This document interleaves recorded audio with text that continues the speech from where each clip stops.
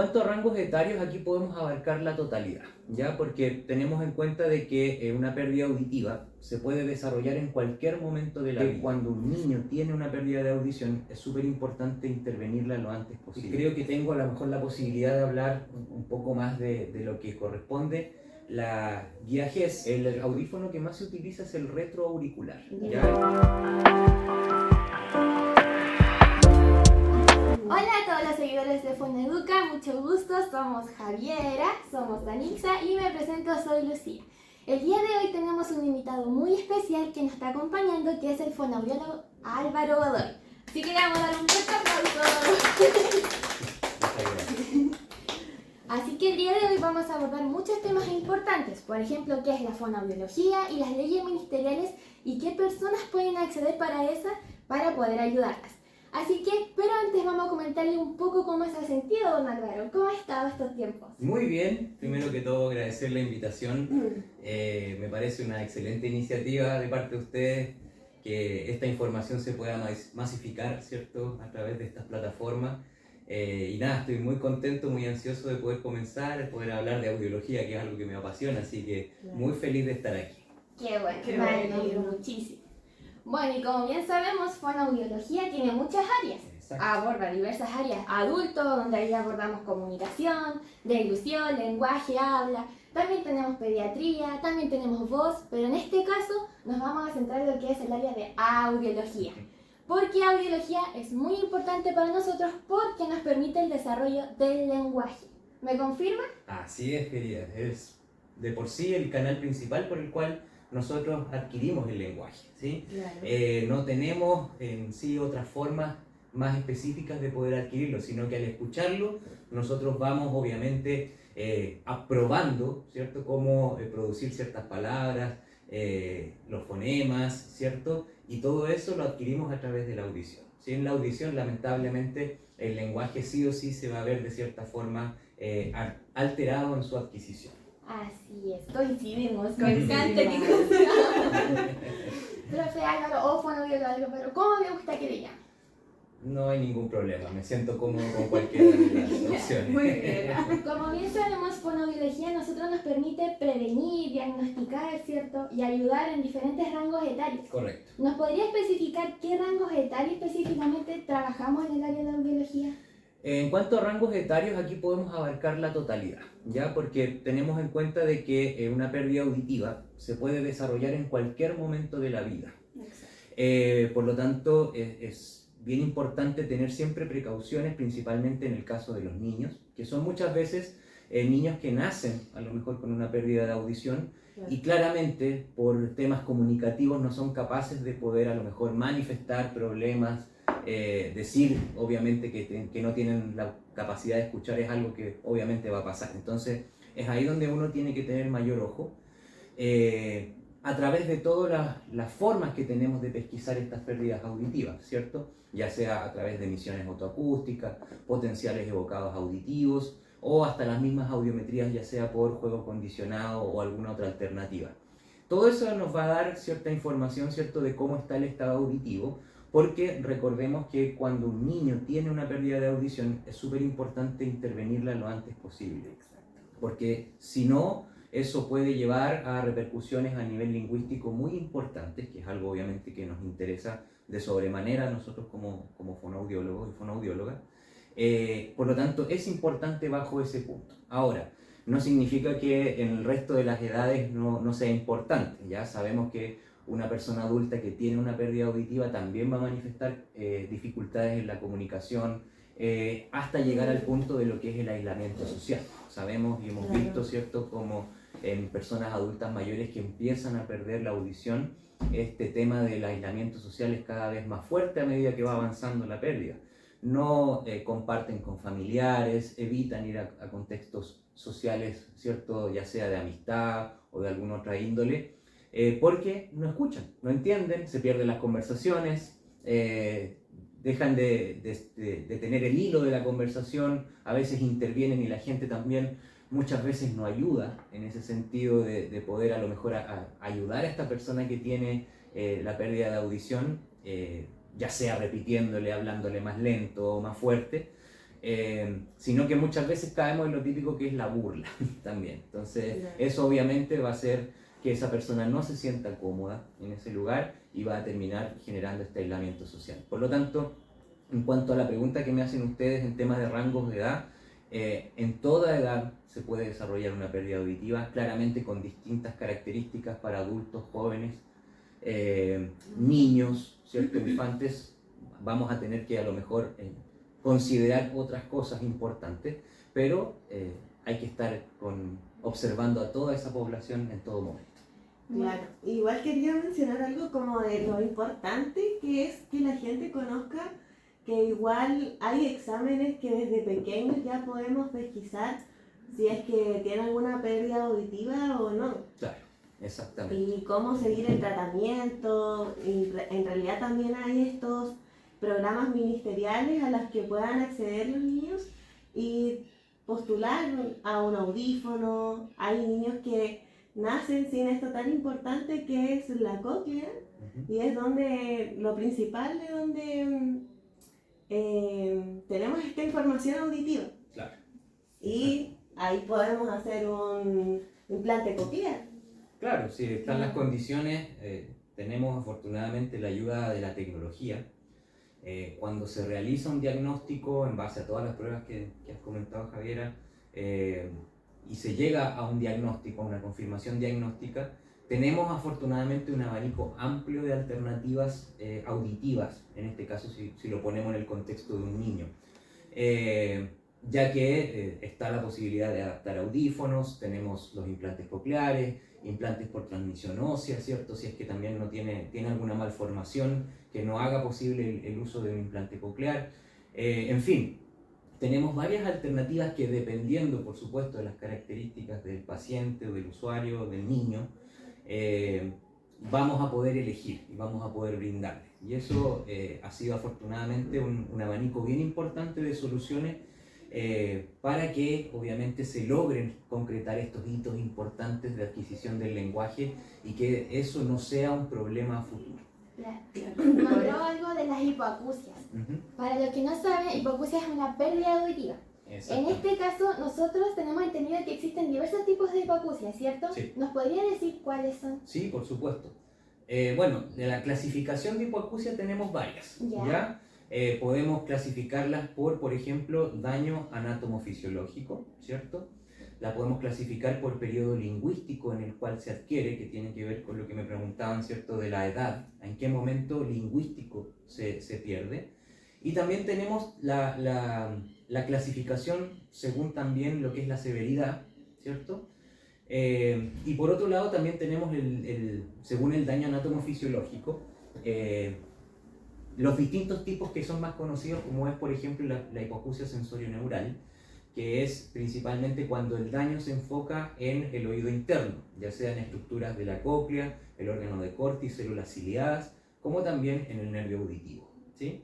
También tenemos la hipoacusia de conducción, donde ahí podemos ver alteraciones ya sea a nivel de oído externo y medio. No olvidemos que estas estructuras permiten conducir el sonido hacia la cóclea, que es lo que se busca. Y claramente cuando tenemos un daño en los dos niveles, o sea, en el oído interno y alguna de estas dos estructuras, o ambas, ya podríamos llegar a tener lo que se conoce como una hipoacusia mixta, ¿sí? Que es obviamente, no sé si algo más complicado per se, pero involucra probablemente un tratamiento un poquito más especial, por así decirlo, ya sea a través de los distintos dispositivos que hemos hablado. Si está la posibilidad de adaptar audífonos también se hace, ¿cierto? Todo depende mucho del daño que podamos nosotros observar y diagnosticar. Perfecto. Hay estudios que dicen que ya en 2030, 2050, ya va a estar afectando netamente a esta edad la audición. Se dice que puede generar un trauma acústico, que es lo más común. Exacto. ¿Es verdad eso? Es verdad. Sí, es algo que ya estamos viendo, Lucía, en los últimos años. A partir de que vivimos en una sociedad, en un mundo donde existe un ruido importante, y ese ruido es en todo momento, ya sea por temas laborales o incluso recreacionales, ¿cierto?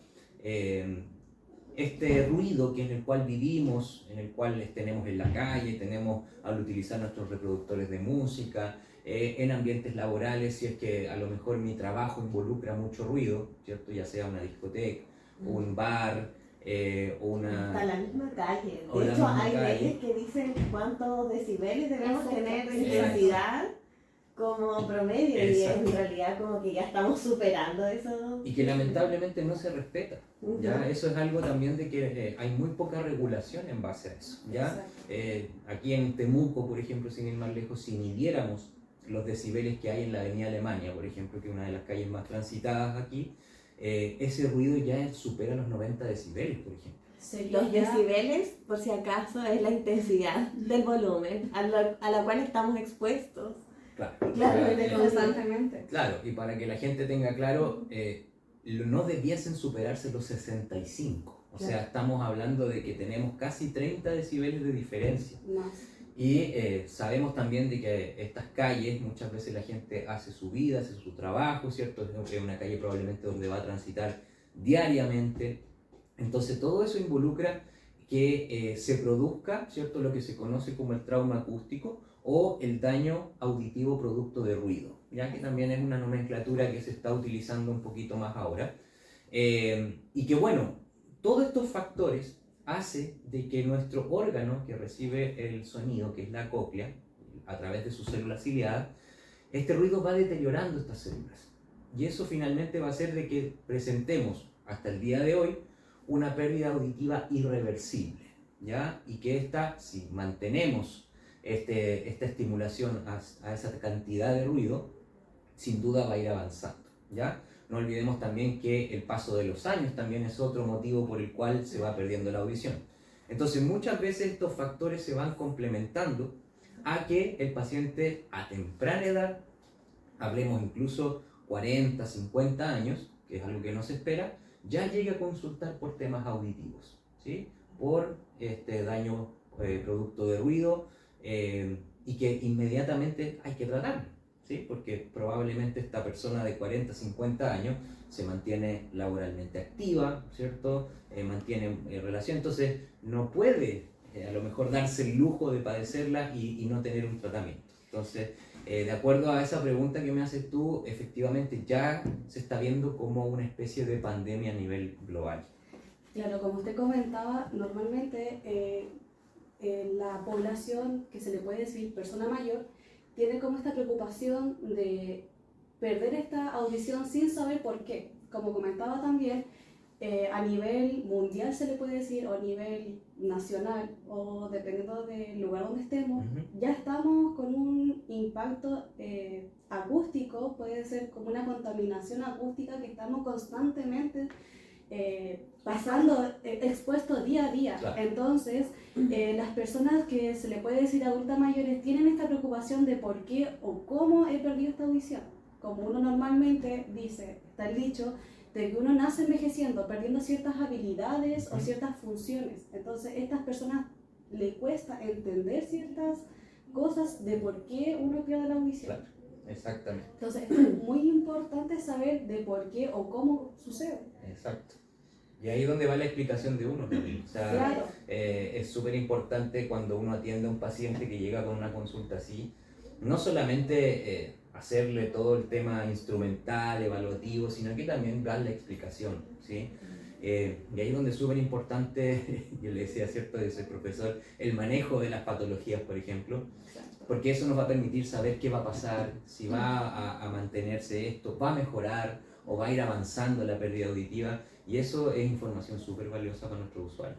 Claro, y después, sobre todo, el tema de qué hacemos, Claro. cómo solucionamos esto.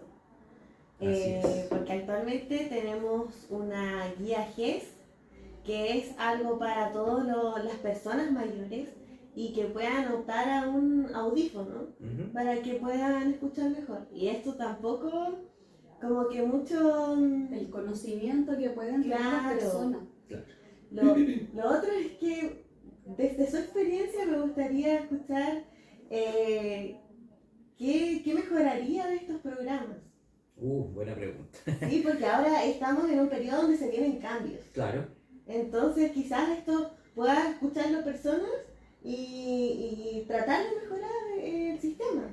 Yeah. Igual como dicen que actualmente igual el área de la audiología es como, entre comillas, nueva, como reciente. Entonces, igual, como dice mi compañera acá, que igual es importante cómo saber su opinión o cómo sería a futuro poder tener estos beneficios o poder mejorarlos. Claro. Porque normalmente una puede ser tanto la ignorancia de las personas que no saben qué beneficios podemos tener ministerialmente. O podemos que quizás que no sea tan ministerialmente como la ley NOGES, claro, o mediante por JUNAEP, que podemos saber, tenemos que tener muy importantes ciertas cosas. Claro. Entonces nos gustaría igual, como dice mi compañera, saber cuál es la experiencia que tiene y cómo le gustaría como cambiar esto dependiendo con estos beneficios ministeriales. Claro. Mire, en relación a eso, personalmente yo he tenido mucha más experiencia en lo que es la adaptación de audífonos en personas mayores. Es puntualmente donde yo más me desenvuelvo. Y por eso creo que tengo a lo mejor la posibilidad de hablar un poco más de lo que corresponde la guía GES, ¿cierto? Que recordemos que son garantías explícitas en salud, a la cual también algunos les llaman el auge, ¿cierto? Que es una cobertura, ¿cierto? De un tratamiento que a veces uno tenía que costearlo de su bolsillo, pero en este caso, cumpliendo ciertas características, el Estado se hace cargo de ese tratamiento y lo costea. Claro. Entonces, en virtud de eso, sabemos, como le digo, que existe este beneficio. Es algo que para las personas mayores que tengan más de 65 años y sobre una pérdida auditiva de 40 decibeles, ¿cierto? Que es una pérdida ya moderada, se le hace entrega de este audífono, ya que en este caso es uno. Ahora, ¿qué es la dificultad que veo yo más importantemente cuando se hace esto? Es principalmente el seguimiento de los pacientes, ¿ya? ¿Qué es lo que tiende a ocurrir? Primero, la atención muchas veces de estos pacientes es muy masiva, ¿ya? O sea, ¿qué quiere decir esto? Que yo, casa de audífonos, que entrego estos audífonos con mis profesionales, voy y atiendo a, por ejemplo, de a 10 personas, de a 15 personas, ¿sí? Y eso, según lo que es mi opinión, ha sido uno de los problemas más importantes, ¿ya? ¿Por qué? Porque uno cuando, por ejemplo, entrega un audífono, debe tener una sesión donde sea principalmente informativa, ¿sí? En el cual se pueda presentar las partes del audífono, cuándo ocuparlo, cuándo no, cómo se guarda, cómo se limpia, en fin, son muchas las cosas que hay que abarcar en esa primera sesión para que la persona lo ocupe de buena forma. Como usted dice, obviamente, tratar de educar a la población para saber cómo cómo utilizar este aparato, porque normalmente casi la mayoría de los profesionales no saben cómo explicar a los pacientes o cómo utilizar este audífono o cómo guardarlo, porque normalmente podemos observar que no solamente el audífono, que la población adulta mayor están estas pilas, entonces no saben cómo manipular, no saben cómo poder cargar y todo eso. Claro. Además, ellos piensan que solamente está ese aparato, pero hay muchas más posibilidades para poder, por mediante Bluetooth, por cargador, etc. Claro. Entonces, es eso un poco lo que ocurre. Y me ha tocado ver casos, como les digo, de que o se hace esta parte de información, que, ojo, también debiese estar, ojalá, un cuidador, un acompañante también, ¿cierto? Porque sabemos que muchas personas mayores a lo mejor no tienen la posibilidad de manipular el audífono o de limpiarlo. Se hace o muy masivo o incluso me ha tocado ver que definitivamente no se hace. O sea, prácticamente aquí tiene su audífono y hasta aquí nomás llegamos nosotros, nos veremos si es que lo llamamos en algún momento. Claro, y lo otro es la dificultad del paciente de comprender de que, por ejemplo, un audífono con una primera calibración quizás no va a quedar bien para sus necesidades. Exacto. Y que requiere de volver al fonoaudiólogo, volver a adaptarlo y quizás ahí tenga una mejor adherencia y lo pueda realmente usar. Claro, exacto. Como que se desconoce mucho eso. Y muchas veces los audífonos, como le digo, es tan masivo este tema, de que ya vienen calibrados. Claro. Desde la audiometría que le tomaron al paciente, que es la medición de la audición, ya vienen calibrados, o sea, prácticamente se lo ponen y listo. Lo que no, desde la teoría incluso y desde la práctica, muchas veces esa adaptación que se hace solamente desde la audiometría no es lo más correcto que se necesita, porque el paciente tiene que sentir el audífono, Claro. cómo le entrega de forma distinta el sonido. E incluso, digamos que encuentro como una de las falencias, es que demora mucho desde el proceso que uno quiere postular un audífono hasta que lo adquiere. También. Entonces ya en ese periodo hay una pérdida auditiva. Claro. Avanza, digamos, un poco la enfermedad. Claro, exactamente, a veces ese examen es muy antiguo, Claro. entonces ya inmediatamente sabemos. Y también recordemos que está el tema psicoacústico, ¿ya? Que es algo completamente distinto a solamente medir los umbrales auditivos en una audiometría, que eso obviamente nos ayuda mucho, pero también es cómo siente ese sonido la persona, pero desde mi sensación, que a lo mejor para usted es completamente distinta esa misma intensidad. A lo mejor tenemos los mismos umbrales auditivos, pero usted lo siente distinto que yo. Claro. Y es netamente por esos fenómenos psicoacústicos, que todos somos distintos. Entonces, hay que tener un tiempo en esa sesión de calibración de que la persona quede cómodamente o lo más cómodamente posible con la calibración, pero in situ, con la persona al frente, que lo vaya sintiendo en el momento.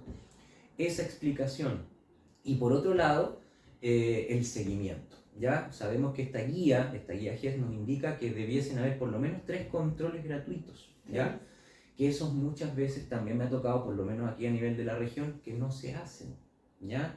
No se hacen, o el paciente derechamente se perdió, no sabe dónde acudir si es que le ocurre algo a su audífono también, porque claramente no sabe la marca, de dónde viene, no le dan una dirección o un teléfono donde poder acudir si es que existe un problema. Entonces, todo eso repercute en que la adherencia al tratamiento se vaya perdiendo y que hasta el día de hoy tengamos las cifras que tenemos hoy en día, donde todavía no alcanzamos el 50% de adherencia al tratamiento. O sea, la mitad de esos audífonos no se está ocupando. Claro, como igual comenta, normalmente dejan a la deriva a los pacientes de cómo dice usted, cómo buscar a un profesional adecuado, poder calibrarlo, porque no netamente es como ya, vamos a calibrar el audífono para que usted escuche bien, no.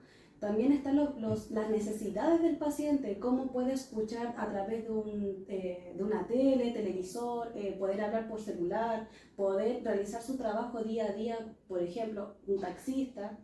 Entonces, esto es muy importante. Igual hay que cambiar ciertas cosas, como primero que nada la educación, para poder educar a los pacientes que no solamente estén solos, sino con un acompañante. Claro. La otra, poder ver que no solamente esté con la calibración exacta, como dice usted, que hay audífonos que están con la calibración, pero también la adaptación de este audífono.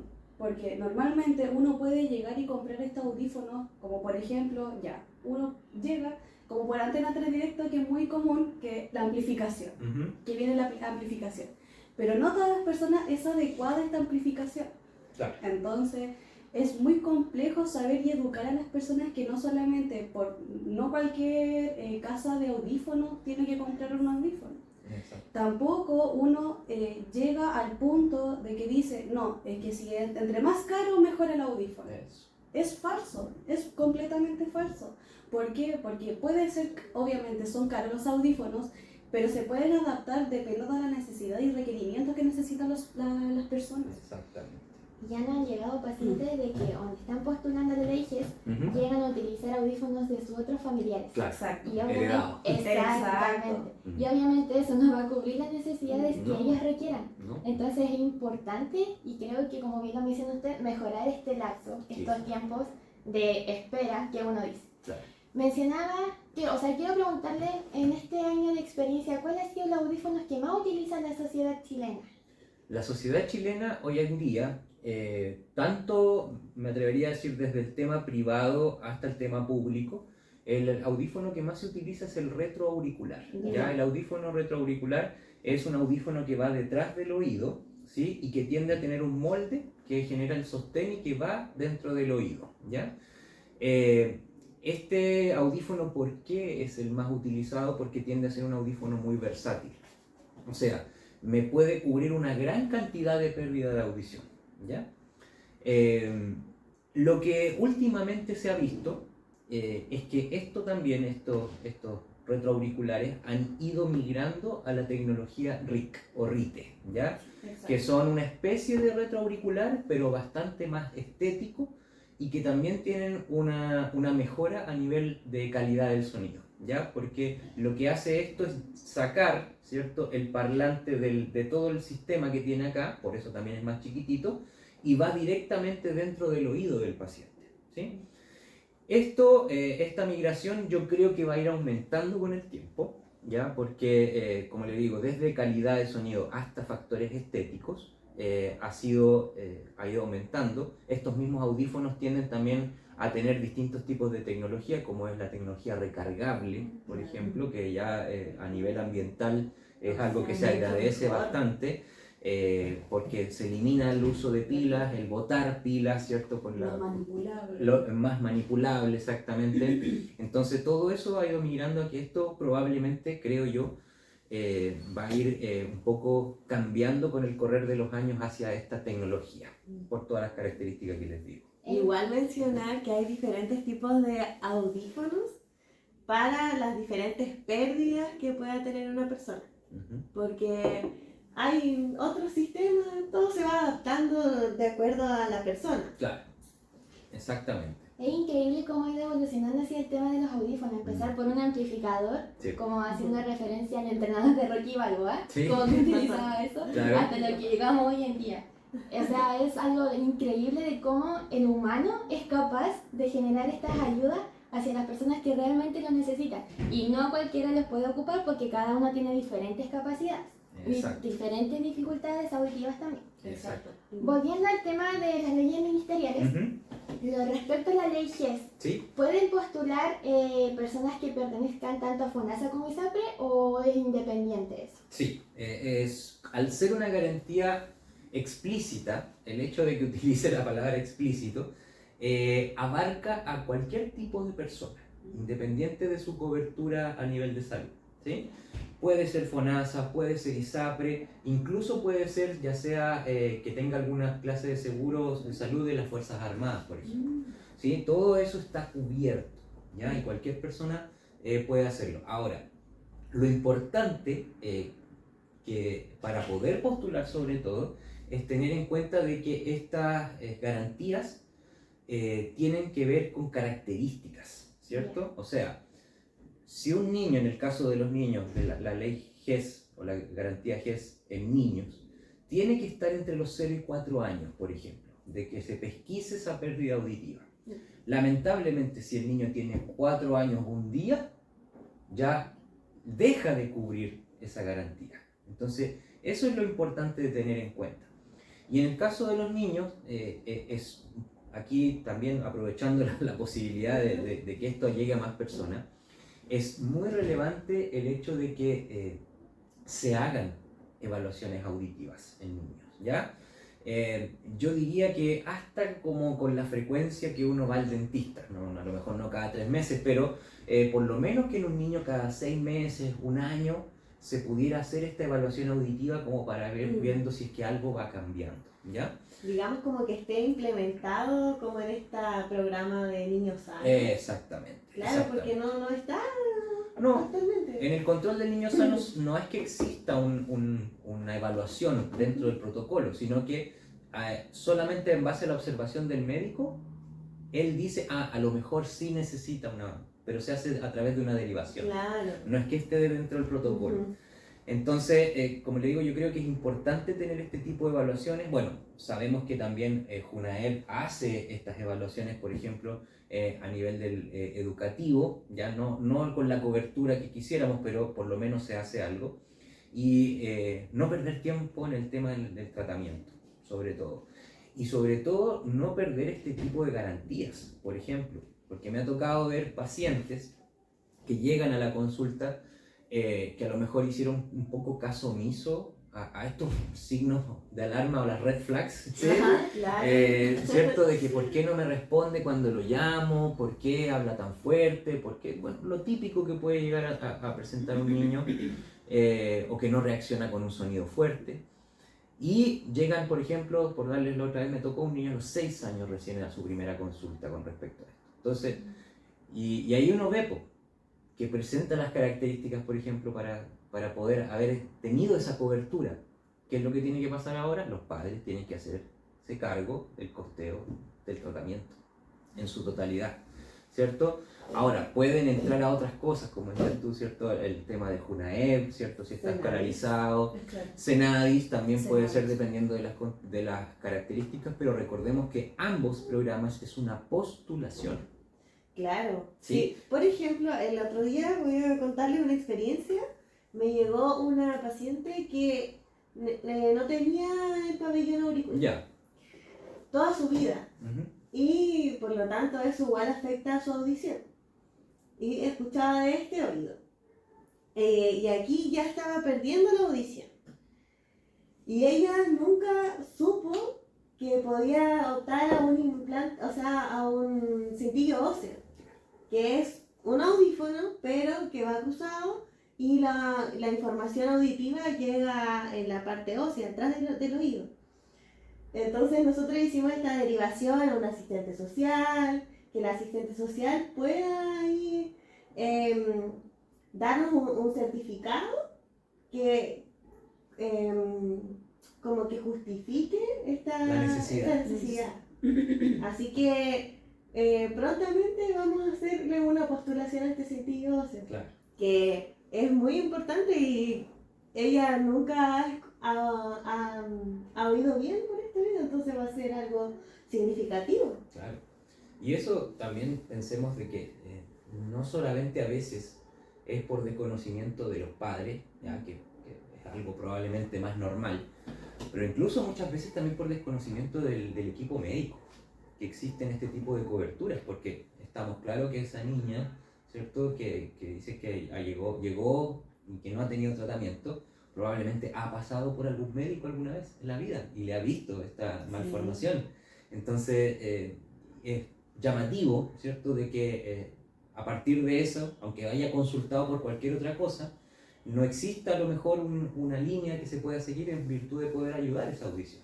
Claro. ¿Sí? Entonces también no es que culpemos derechamente a los padres o la que no tengan información los padres, que es algo que ocurre, sino que también muchas veces el equipo médico también no tiene acceso a esa información. Y quizás igual la poca propaganda que hacemos, o sea, tenemos tantos medios para poder informarle a la gente, tenemos tele, tenemos radio, tenemos redes sociales, y que no podamos informar estas cosas. Sí. Debemos como aprovechar, y es por eso que igual dijimos hagamos este podcast, porque podemos llegar a la gente. Exacto, sí. Entre más información exista, yo siento que es mejor, ¿sí? Y que ojalá esa información pueda ser utilizada. Por último, no me interesa, yo les digo siempre de que se sepan de memoria todo esto, no, pero que a lo mejor usted diga, sí, parece que a lo mejor esto se puede cubrir, a lo mejor tengo un familiar con estas características, puedo evitarme a lo mejor un gasto importante si es que a lo mejor tengo una persona mayor que sé que le cuesta escuchar, puede acceder a este tipo de cosas a través de donde se atienda a él. Entonces, como le digo, la información para mí siempre va a ser poder y que ojalá que la gente la pueda aprovechar. Queremos agradecerle a don Álvaro por haber venido en nuestro primer podcast, dar inicio a este proyecto que tenemos de poder informar a la gente. Así que le queremos agradecer y darle de verdad las muchas gracias por habernos acompañado en este primer podcast. No, así que gracias. Muchas gracias a ustedes también por visitarnos, por seguirnos y esperemos que ojalá nos vamos en los próximos episodios. Hasta luego. Suscríbanse.